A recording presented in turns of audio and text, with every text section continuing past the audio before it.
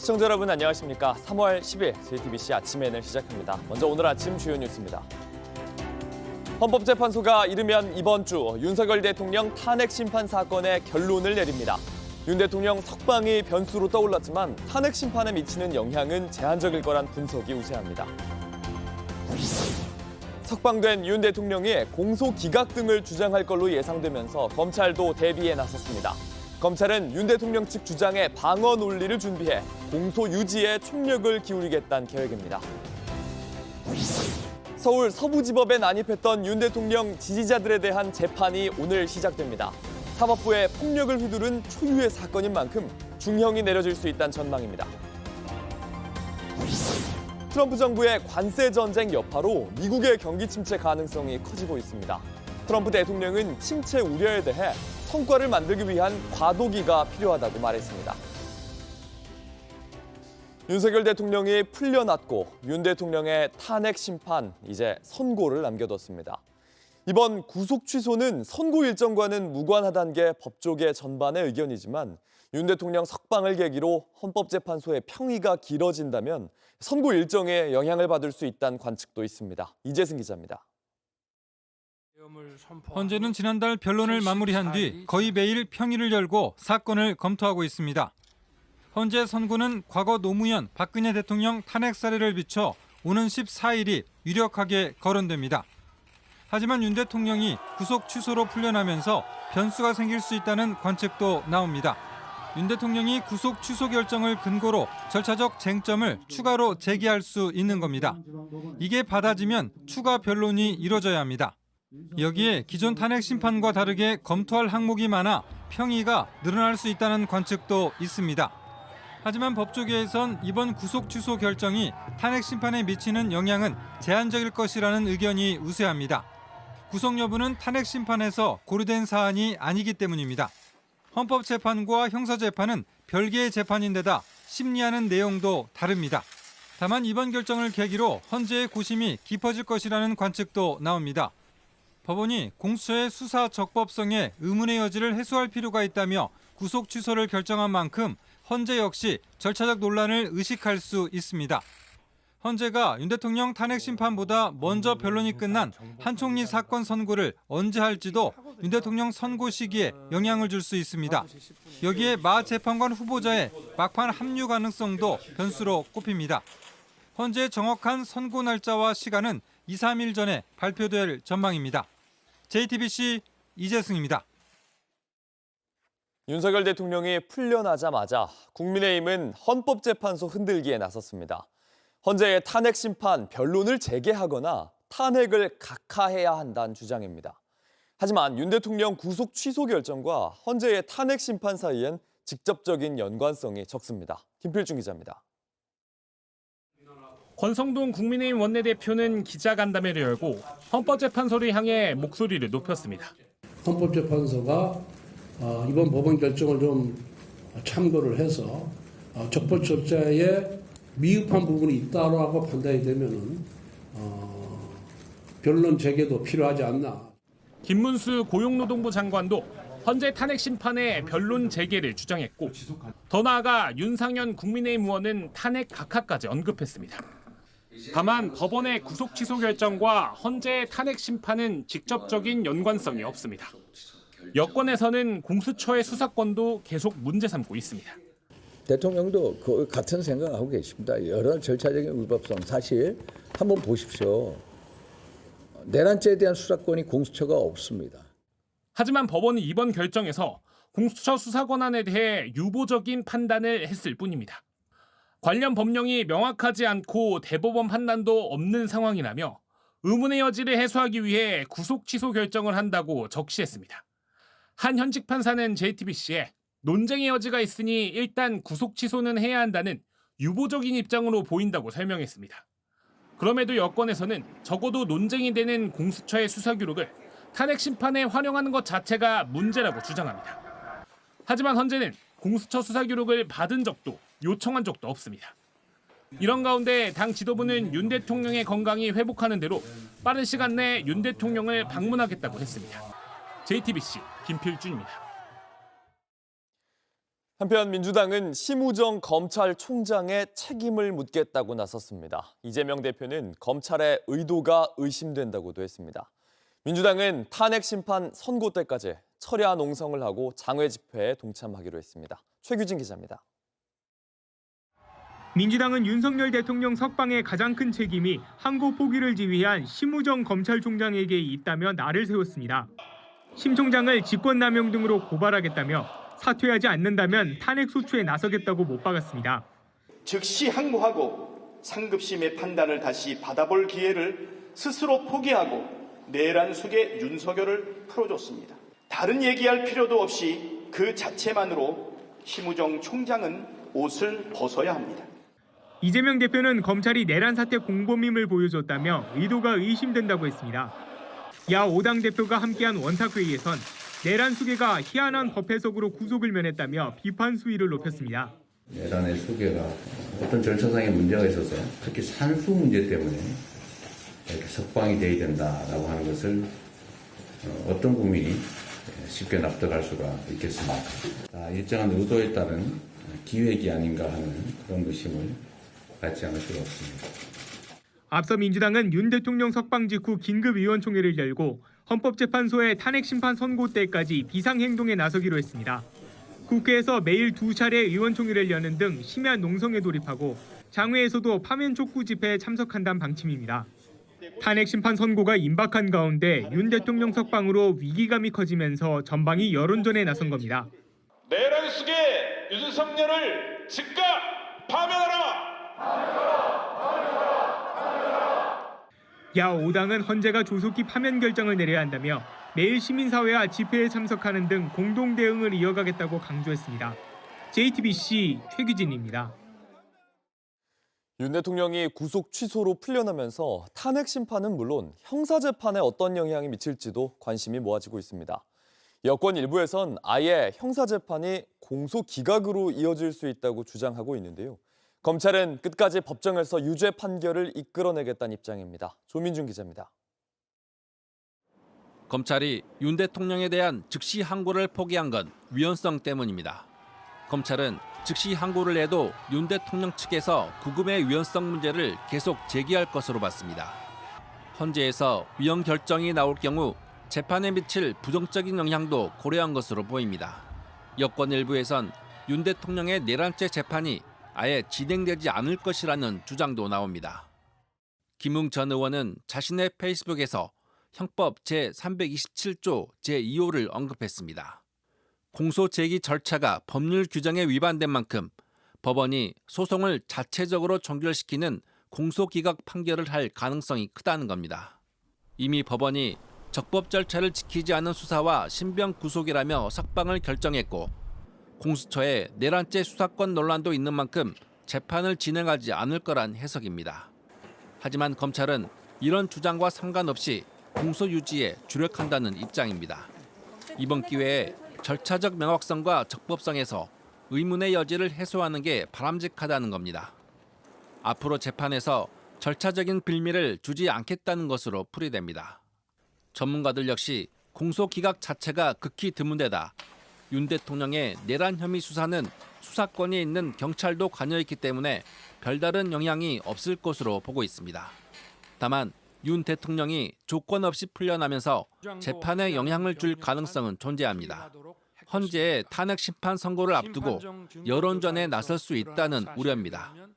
증인 접촉 금지 등 석방 조건이 없는 상태에서 메시지를 내거나 증인들에게 영향을 미칠 수도 있다는 분석입니다. JTBC 조민주입니다. 윤석열 대통령 구속 당시 이에 항의해 법원에 난입했던 윤 대통령 지지자들에 대한 첫 재판이 오늘 열립니다. 피고인만 78명인데 오늘은 우선 23명의 재판이 진행됩니다. 윤 대통령은 구속된 지지자들에게 석방을 기원한다는 메시지를 내놨습니다. 박준우 기자입니다. 흥분한 시위대가 법원 유리창을 깨부숩니다.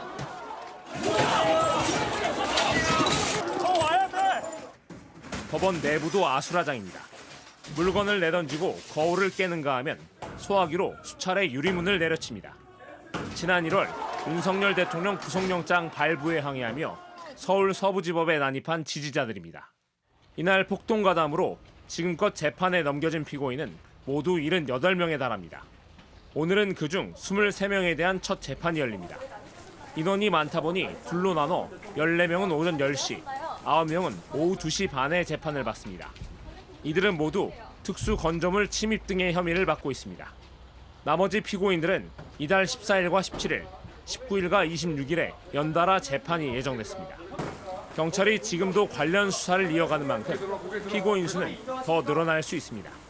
이런 가운데 지난 8일 석방된 윤석열 대통령은 이들에게 메시지를 내놨습니다. 제 구속 관련 수감돼 있는 분들도 계시다며 조속히 석방되기를 기도한다고 한 겁니다. 지금의 사태를 초래한 데 대한 사과나 탄핵 찬반 세력을 아우르는 국민통합 메시지는 아직 없습니다. 윤 대통령이 재판을 앞둔 피고인들에게 직접 힘을 실어준 한편 지지층 결집을 위해 여론전에 돌입한 것으로 풀이됩니다. JTBC 박준호입니다. 온라인에서 화제가 된 뉴스, 화제가 될 뉴스를 골라 전해드립니다. 아침엔 소셜픽입니다. 손흥민이 리그 7호 골을 기록하며 팀을 연패에서 구해냈습니다. 끝에서 끝까지 질주해서 얻어낸 귀중한 페널티킥이었습니다. 이 전반전을 손흥민이 벤치에서 지켜보는 동안 토트넘은 본머스에 끌려가고 있었습니다. 후반전에 투입된 손흥민, 곧바로 가마차기 슛을 시도했는데 골대를 맞고 튕겨나가면서 아쉬운 장면이 반복됐습니다. 기회가 찾아온 건 후반 37분. 끝에서부터 달려가 측면을 돌파하던 손흥민이 넘어지면서 페널티킥을 얻어냈습니다. 그리고 살짝 띄운 파넨카로 값진 동점골을 성공시켰습니다. 10경기 만에 리그 7호 골이었습니다. 본머스와의 경기는 2대2 동점으로 끝났고요. 토트넘은 리그 13위에 머물렀습니다. 팀의 연패를 끊어낸 경기였지만 손흥민은 승리하지 못했다는 아쉬움을 내비치며 팀이 자신감을 가져야 한다고 다독였습니다. 아시아나항공과의 통합 출범을 앞둔 대한항공의 새 비행기 도장이 포착됐습니다. 이전 비행기와는 사뭇 다른 색깔과 새 로고도 포함됐습니다. 어제 김포공항에서 포착된 대한항공 비행기의 모습입니다. 이전 도장보단 다소 어두워진 색깔이 눈에 띄고요. 빨강과 파랑의 태극 문양, 이거 1984년부터 이어져 온 대한항공의 상징이었는데 이 태극 문양은 흑백으로 바뀌었습니다. 2022년 대한항공의 지주회사인 한진칼이 출원한 상표로 보이는 이 로고가 새롭게 그려진 걸로 보입니다. 대한항공은 아시아나항공과의 합병을 발표한 뒤 2년 동안 각 회사를 독립 운영하면서 기업의 CI 등을 교체할 걸로 알려졌는데요. 내일 신규 기업 이미지를 정식 공개하고 내년 12월 통합 대한항공 출범 시점에 맞춰 새 유니폼도 공개할 예정입니다. 가장 사랑받는 항공사가 되겠다는 대한항공의 변신, 어떤 평가를 받게 될까요? 현지 시각 9일 아침 미국 워싱턴 DC에서 총격 사건이 벌어졌습니다. 백악관 바로 옆에서 벌어진 일이었습니다. 미국 비밀경호국이 발표한 성명문입니다. 한 남성이 무장대치 후에 비밀경호국 요원에게 총을 맞아서 병원으로 이송됐다고 발표했습니다. 미국 As officers approached, the individual brandished a firearm, at which time an armed encounter ensued, and Secret Service personnel discharged their service weapons. 이 남성 인디애나주에서 워싱턴 DC로 여행 중이었는데 현지 경찰이 이 남성이 스스로 목숨을 끊으려 한다는 정보를 공유해 백악관 근처에서 발견됐습니다. 차 밖에 서 있던 남성에게 무기를 내리라고 했지만 이걸 무시하면서 결국 총격이 벌어졌습니다. 비밀경호국 요원들은 다치지 않았고 이 남성은 총상을 입고 병원으로 옮겨졌습니다. 남성의 차 안엔 권총 외에 소총도 있었습니다. 트럼프 대통령은 당시 백악관에 있지 않았고요. 플로리다에 있는 마러라고 리조트에 있던 걸로 알려졌습니다.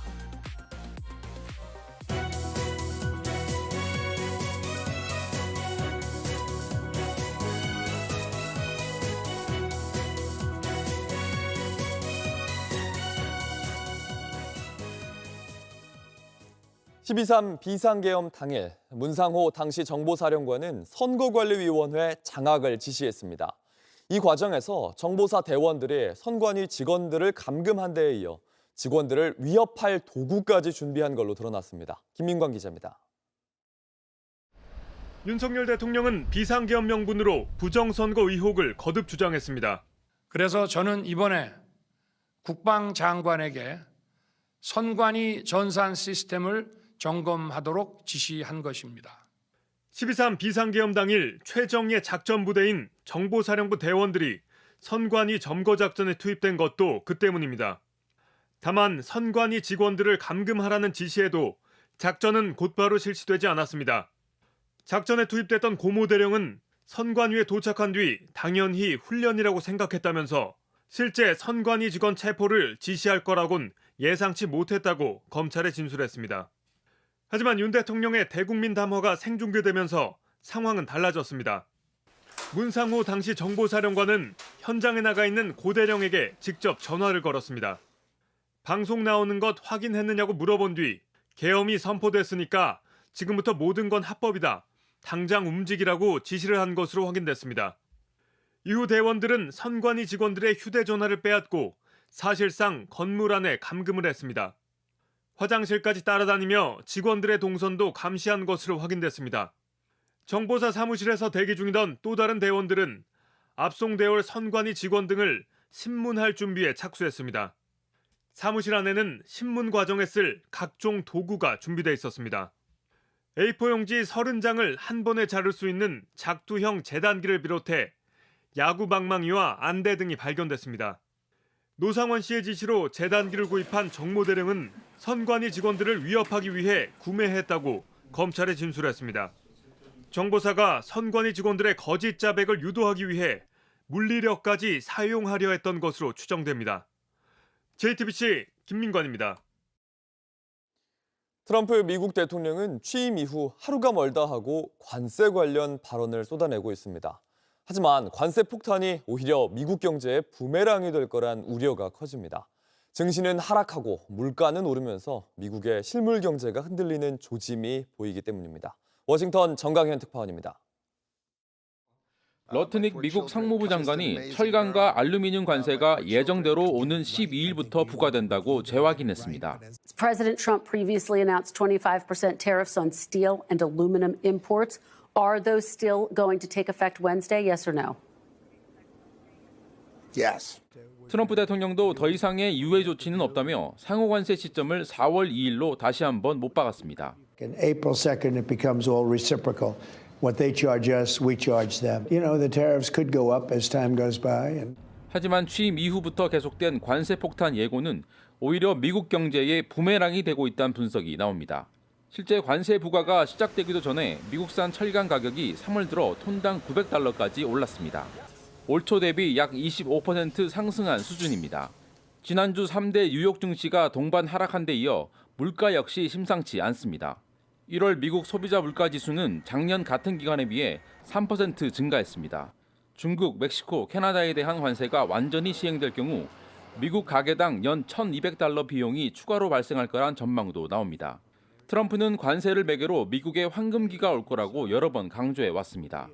The golden age of America begins right now. 하지만 관세 정책이 흔들어 놓은 현 경제 상황은 자신의 인플레이션 근절 공약에도 역행하고 있는 셈입니다. 트럼프는 경기 침체 우려에 과도기를 언급했습니다. Are you expecting a recession this year? I hate to predict things like that. There is a period of transition because what we're doing is very big. 관세 폭탄이 미국 경제에 부메랑으로 돌아올 조짐이 나타나면서 관세가 미국에 부를 가져올 거라고 확언했던 트럼프의 메시지에도 미묘한 변화가 감지되고 있습니다. 워싱턴에서 JTBC 정강현입니다. 갑작스럽게 홈플러스가 회생 절차에 들어가면서 입점 업체들의 불신이 커지고 있습니다. 홈플러스는 하루빨리 정상화하겠다고 했지만 여전히 대금은 밀려있는 상태입니다. 게다가 대주주인 MBK 파트너스는 다른 기업의 인수를 추진하고 있어서 논란입니다. 전다빈 기자입니다. 홈플러스의 깜깜무소식 대금 미납에 90여 명의 입점 업주들이 SNS 채널에 모였습니다. 대통령가 들어오셨다가 집원을 걸어놔가지고 아직 공지는 아무것도 없습니다. 지금 저도 덕파트 하신 분들 못 들어오신 거고. 입점 업체들은 이번 사태가 다분히 의도적이라고 지적합니다. 악질적인 게 저희한테 그 대금 납부해야 되는 날에 그 회생 절차 신청했다고 하더라고요. 밤에 대금까지 묶어놓고 자기들이 그거를 신청을 한 거죠.